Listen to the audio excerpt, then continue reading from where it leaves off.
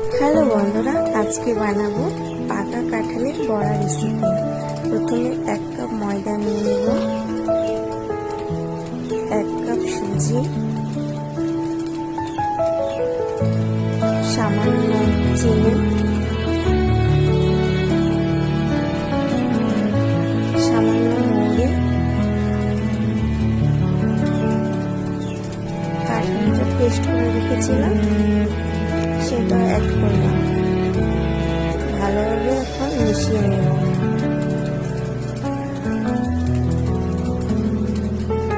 ব্যাটারটা তৈরি হয়ে গেল। একটা কড়াইয়ে তেল দিলাম, তেলটা গরম হয়ে গেছে।